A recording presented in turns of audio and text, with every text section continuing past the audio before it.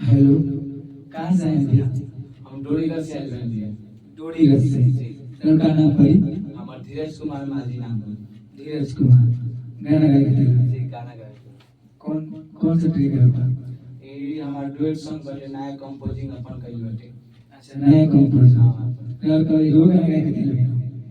रो कहां से? हम सिंगर बाबूलाल ग्राम से भी पोस्ट बरौली से जी बिलावर से। लोग कहाँ से? जी भैया हम छपरा से आए हैं। हमारा नाम पंकज कुमार पड़ी। छपरा से आए हैं। बहुत बढ़िया। देखिए ये लोग छपरा से आए हैं और आज इनका गाना रिकॉर्ड होगा, आप लोग को दिखा जाए कैसे ये लोग गाते हैं। और भैया का जो धीरज भैया का डुएट सॉन्ग है तो हम आपको सुनाएंगे कि कैसे गा रहे हैं। तो सबसे पहले लड़की गाएगी कि लड़का गाएगा? लड़के पहले गाएंगे। लड़की गाएगी। लड़की ट्रेक लगाने दीजिए।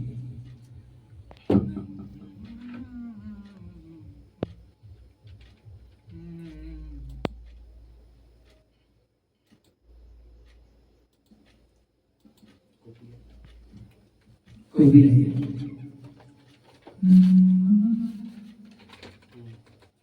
गली गली कैसे रहेगी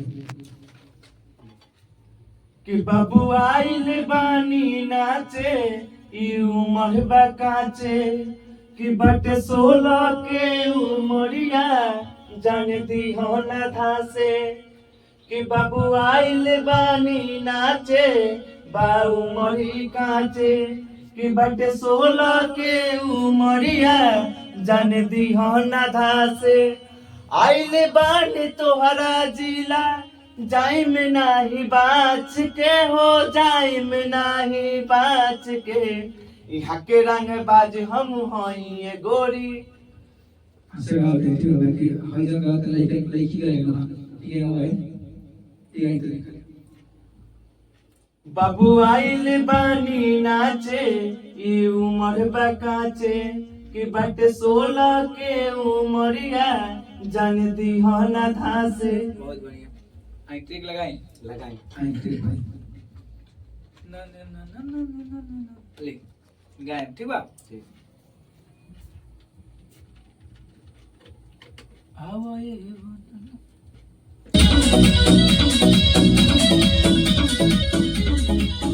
बाबू आइल बानी नाचे ई उमर बकाचे ओ बटे 16 के उमरिया जान दी हो ना धासे।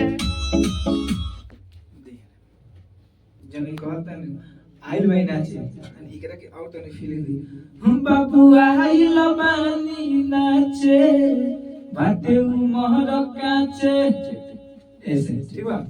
आई फिर से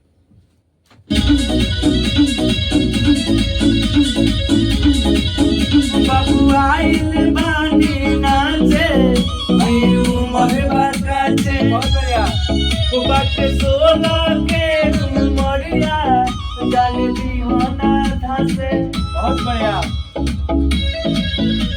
ए हो ओ बाबू आइल बानी नाचे ई उमर बकाचे ओ बटे 16 के उमरिया जान दी हो ना धासे।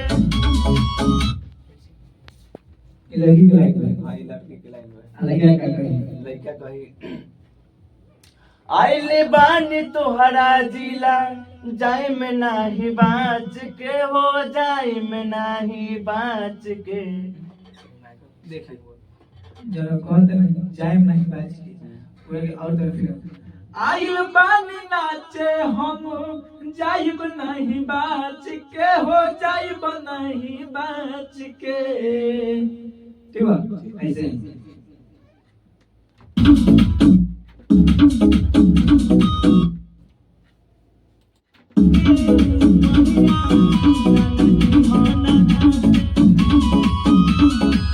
आइले बानी तोहरा जिला जाए न गोरी बाच के आइले बानी तोहरा जिला जाए न बाच के। नहीं क्या बताओ तेरे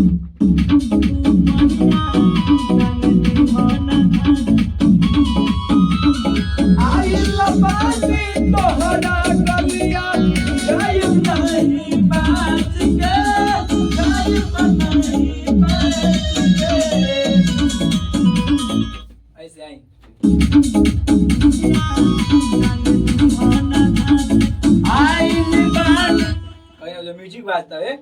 से उठाएं, ठीक बा? ठीक। घबराए कोनो बात नहीं है।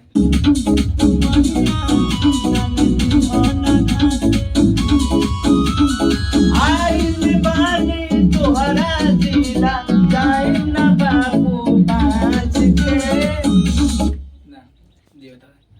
आई लबानी जब कहते हैं एकदम और प्यार से हल्का सा उठाएं, ठीक बा? ठीक उतना मत उठाओ, ठीक बा?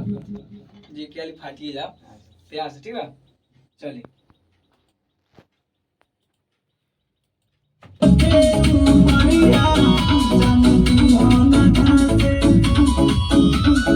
आइल बानी तोहरा जिला जाए ना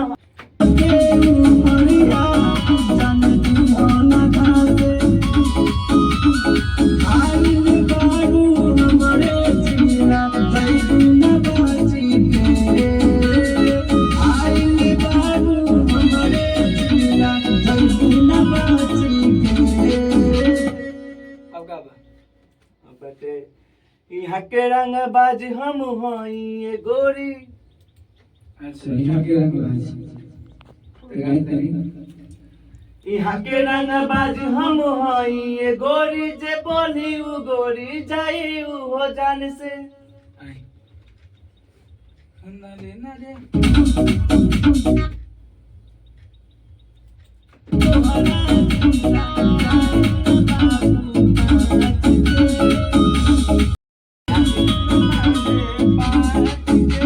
यहाँ के रंग बाज हम हई ये गोरी जे बोली उ गोरी जाई उ हो जान से यहाँ के रंग बाज हम हई ये गोरी जे बोली उ गोरी जाई उ हो जान से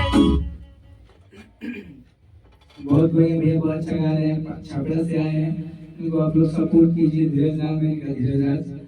और आप लोग सुनामों ने बताया है कि हमारा स्टूडियो गोपालगंज जिला में मोहम्मदपुर है, तो आप लोग अगर अपना सपना से गाना गाना चाहते हैं तो आइए हमारे पास। इन लोग से बात हुआ था, ये लोग बोले बहुत मुसीबत से हैं लोग, घर से अपना इनको लोग को घर से मतलब बोल दिया है लोग कि बाबू तुम लोग गाना गाना है तो ठीक है गाओ, पर हम लोग सपोर्ट नहीं करेंगे। फिर भी लोग अपने से अपने पैसा पर कमा दमा कर कैसे भी करके इकट्ठा करके पैसा म्यूजिक बनवा रहे हैं। और म्यूजिक हमारे स्टूडियो के रूल है, आइए गाइए और अपना कोई भी रहना गाना सब चीज़ यहाँ पे उपलब्ध है, कोई दिक्कत वाली बात नहीं है। धन्यवाद।